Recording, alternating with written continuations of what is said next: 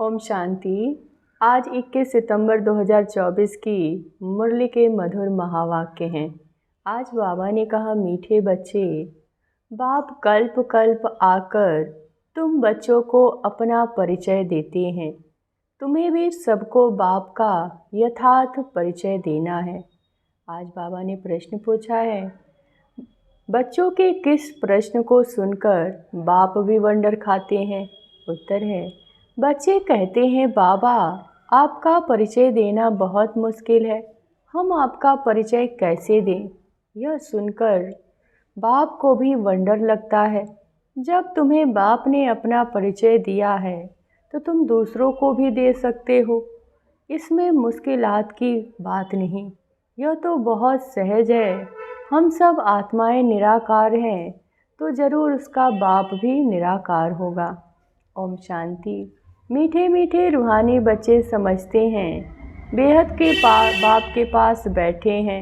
यह भी जानते हैं बेहद का बाप इस रथ पर ही आते हैं। जब बाप दादा कहते हैं तो यह तो जानते हैं कि शिव बाबा है, वह इस रथ पर बैठा है, अपना परिचय दे रहे हैं। बच्चे जानते हैं वह बाबा है। बाबा मत देते हैं कि रूहानी बाप को याद करो तो पाप भस्म हो जाए, जिसको योग अग्नि कहते हैं। अभी तुम बाप को तो पहचानते हो, तो ऐसे कभी थोड़े ही कहेंगे कि बाप का परिचय दूसरे को कैसे दूं? तुमको भी बेहद के बाप का परिचय है तो ज़रूर दे भी सकते हैं। परिचय कैसे दें, यह तो प्रश्न ही नहीं उठ सकता। जैसे तुमने बाप को जाना, वैसे तुम कह सकते हो कि हम आत्माओं का बाप तो एक ही है। इसमें मूझने की दरकार नहीं रहती। कोई कहते हैं, बाबा आपका परिचय देना बड़ा मुश्किल है। अरे बाप का परिचय देना, इसमें तो मुश्किलात की कोई बात ही नहीं। जानवर भी इशारे से समझ जाते हैं कि मैं फलाने का बच्चा हूँ। तुम भी जानते हो कि हम आत्माओं का वह बाप है। हम आत्मा अभी इस शरीर में प्रवेश है। जैसे बाबा ने समझाया कि आत्मा अकाल मूर्त है, ऐसे नहीं उसका कोई रूप नहीं है। बच्चों ने पहचाना है, बिल्कुल सिंपल बात है। आत्माओं का एक ही निराकार बाप है। हम सब आत्माएं भाई भाई हैं, बाप की संतान है। बाप से हमको वर्षा मिलता है। यह भी जानते हैं ऐसा कोई बच्चा इस दुनिया में नहीं होगा जो बाप को और उसकी रचना को नहीं जानता हो। बाप के पास क्या प्रॉपर्टी है वो भी जानते हैं। यह है ही आत्माओं और परमात्मा का मेला। यह कल्याणकारी मेला है। बाप है ही कल्याणकारी, बहुत कल्याण करते हैं। बाप को पहचानने से समझते हो, बेहद के बाप से हमको बेहद का वर्षा मिलता है। वह जो सन्यासी गुरु होते हैं, उनके शिष्यों को गुरु के वर्षे का मालूम नहीं रहता। गुरु के पास क्या मिल्कियत है या कोई शिष्य मुश्किल ही जानते होंगे। तुम्हारी बुद्धि में तो है न, वह शिव बाबा है। मिल्कियत भी बाबा के पास होती है। बच्चे जानते हैं बेहद के बाप के पास मिल्कियत है। विश्व की बादशाही स्वर्ग, यह बातें सिवाय बच्चों के और कोई के बुद्धि में नहीं है। लौकिक बाप के पास क्या मिल्कियत है वह उनके बच्चे ही जानते हैं। अभी तुम कहेंगे हम जीते जी पारलौकिक बाप के बने हैं, उनसे क्या मिलता है? वो भी जानते हैं हम पहले शूद्र कुल के थे, अभी ब्राह्मण कुल में आ गए हैं। यो नॉलेज की बाबा इस तन में आते हैं, इसको प्रजापिता ब्रह्मा कहा जाता है। वह शिव है तो सब आत्माओं का फादर है। इनको प्रजापिता ब्रह्मा को ग्रेट ग्रेट ग्रैंड फादर कहते हैं। अब हम इनके बच्चे बने। शिव बाबा के लिए तो कहते हैं वह हाजिर हाजरू है, जानी जानन हार है। यह भी अब तुम बच्चे समझते हो कि कैसे रचना के आदि मध्य अंत का नॉलेज देते हैं।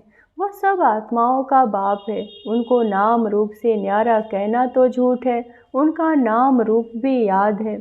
रात्रि भी मनाते हैं, जयंती भी तो मनुष्यों की होती है न। शिव बाबा की रात्रि कहेंगे, बच्चे समझते हैं रात्रि किसको कहा जाता है। रात में घोर अंधियारा हो जाता है, अज्ञान अंधियारा है न। ज्ञान सूर्य प्रकटा, अज्ञान अंधेरा विनाश। अभी भी गाते हैं परंतु अर्थ कुछ नहीं समझते हैं। सूर्य कौन है, कब प्रकटा, कुछ नहीं समझते। बाप समझाते हैं ज्ञान सूर्य को ज्ञान सागर भी कहा जाता है। बेहद का बाप ज्ञान का सागर। सन्यासी गुरु गोसाई आदि अपने को शास्त्रों की अथॉरिटी समझते हैं। वह सब है भक्ति। बहुत वेद शास्त्र पढ़कर विद्वान होते हैं तो बाप रूहानी बच्चों को बैठ समझाते हैं। इनको कहा जाता है आत्मा और परमात्मा का मेला। तुम समझते हो बाप इस रथ में आए हुए हैं। इस मिलन को ही मेला कहते हैं। जब हम घर जाते हैं तो वह मेला है। यहाँ बाप खुद बैठ पढ़ाते हैं। वह फादर भी है, टीचर भी है। यह एक ही पॉइंट अच्छी रीति धारण करो, भूलो मत। अब बाप तो है निराकार, उनको अपना शरीर तो नहीं तो ज़रूर लोन लेना पड़े, तो खुद कहते हैं मैं प्रकृति का आधार लेता हूँ, नहीं तो बोलूँ कैसे। शरीर बिगड़ तो बोलना होता नहीं। तो बाप इस तन में आती हैं। इनका नाम रखा ब्रह्मा। हम भी शूद्र से ब्राह्मण बने तो नाम बदलना चाहिए। नाम तो तुम्हारे रखे थे परंतु उसमें भी अभी देखो कई है ही नहीं, इसीलिए ब्राह्मणों की माला नहीं होती। भक्त माला और रुद्र माला गाई हुई है, ब्राह्मणों का माला नहीं होती। विष्णु की माला तो चली आई। सोचो वतन में विष्णु को 4 भुजा वाला दिखाया, 2 भुजा लक्ष्मी की, 2 भुजा नारायण की। बाप समझाते हैं मैं धोबी हूँ, मैं योग बल से तुम आत्माओं को शुद्ध बनाता हूँ, फिर तुम विकार में जाकर अपना श्रृंगार ही गवा देते हो। बाप आते हैं सबको शुद्ध बनाने, आत्माओं को आकर सिखलाते हैं, तो सिखलाने वाला ज़रूर यहाँ चाहिए ना। पुकारते भी हैं आकर पावन बनाओ। कपड़ा भी मैला होता है तो उसको धोकर शुद्ध बनाया जाता है। तुम भी पुकारते हो हे पतित पावन बाबा, आकर पावन बनाओ। आत्मा पावन बने तो शरीर भी पावन मिले। तो पहली मूल बात होती है बाप का परिचय देना। बाप का परिचय कैसे दें, यह तो प्रश्न ही नहीं पूछ सकते। तुमको भी बाप ने परिचय दिया तब तो तुम आए हो ना। बाप आते हैं। बाप कहाँ है? इस रथ में। यह है अकाल तख्त। तुम आत्मा भी अकाल मूर्त हो। यह सब तुम्हारे तख्त हैं जिस पर तुम आत्माएं विराजमान हो। वह तो अकाल तख्त जड़ हो गया। तुम जानते हो मैं अकाल मूर्त अर्थात निराकार, जिसका साकार रूप नहीं है। मैं आत्मा अविनाशी हूँ, कब विनाश हो न सके। एक शरीर छोड़ दूसरा लेता हूँ। मुझ आत्मा का पाठ अविनाशी नुधा हुआ है। आज से 5000 वर्ष पहले तो हमारा ऐसे ही पाठ शुरू हुआ था। वन सम्मत से यहाँ पाठ बजाने घर से आते हैं। यह है ही 5000 वर्ष का चक्र। वह तो लाखों वर्ष कह देते हैं, इसीलिए थोड़े वर्षों का विचार नहीं आता। तो बच्चे ऐसा कभी नहीं कह सकते कि हम बाप का परिचय किसको कैसे दें। ऐसे प्रश्न पूछते हैं तो वंडर लगता है। अरे तुम बाप के बने हो, फिर बाप का परिचय क्यों नहीं दे सकते हो? हम सब आत्माएं हैं, वह हमारा बाबा है। सर्व की सदगति करते हैं। सदगति कब करेंगे यह भी तुमको अभी पता पड़ा है। कल्प के संगम युग पर आकर सर्व की सदगति करेंगे। वह तो समझते अभी 40,000 वर्ष पड़े हैं और पहले भी कह देते हैं नाम रूप से न्यारा है। अब नाम रूप से न्यारी कोई थोड़े ही होती है, पत्थर का भी तो नाम है ना। तो बाप कहते हैं मीठे मीठे बच्चों, तुम आए हो बेहद के बाप के पास। अब आप भी जानते हैं कितने ढेर बच्चे हैं। बच्चों को अभी हद और बेहद की भी पार जाना है। सब बच्चों को देखते हैं, जानते हैं, इन सबको मैं लेने के लिए आया हूँ। सतयुग में बहुत थोड़े होंगे, कितना क्लियर है, इसीलिए चित्रों पर समझाया जाता है। नॉलेज तो बिल्कुल ईजी है, बाकी याद की यात्रा में टाइम लगता है। ऐसे बाप को कभी भूलना नहीं चाहिए। बाप कहते हैं माँ में कम याद करो तो पावन बन जाएंगे। मैं आता ही हूँ पतित से पावन बनाने। तुम अकाल मूर्त आत्माएं सब अपने अपने तख्त पर विराजमान हो। बाबा ने भी इस तख्त का लोन लिया है। इस भाग्यशाली रथ में बाप प्रवेश होते हैं। कोई कहते हैं परमात्मा का नाम रूप नहीं, यह तो हो ही नहीं सकता। उनको पुकारते हैं, महिमा गाते हैं तो ज़रूर कोई चीज़ है ना। तमो प्रधान होने के कारण कुछ समझते नहीं। बाप समझाते हैं, मीठे मीठे बच्चों, इतने 84 लाख योनियाँ तो कोई होती नहीं, है ही 84 जन्म। पुनर्जन्म सबका होगा। ऐसे थोड़े ही ब्रह्म में जाकर लीन होंगे व मोक्ष को पाएंगे। यह तो बना बनाया ड्रामा है, एक भी कम जास्ती नहीं हो सकता। इस अनादि ड्रामा, अविनाशी ड्रामा से फिर छोटे छोटे ड्रामा व नाटक बनते हैं। वो है अविनाशी। अभी तुम बच्चे बेहद में खड़े हो। तुम बच्चों को यह नॉलेज मिली हुई है, हमने कैसे 84 जन्म लिए। अभी बाप ने बताया है, आगे किसी को पता नहीं था। ऋषि मुनि भी कहते थे हम नहीं जानते हैं। बाप आते ही हैं संगम युग पर इस पुरानी दुनिया को चेंज करने।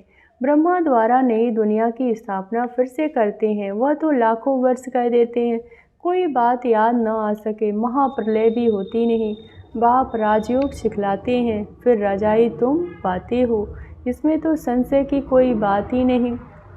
तुम बच्चे जानते हो, पहले नंबर में सबसे प्यारा है बाप की, नेक्स्ट प्यारा है श्री कृष्ण।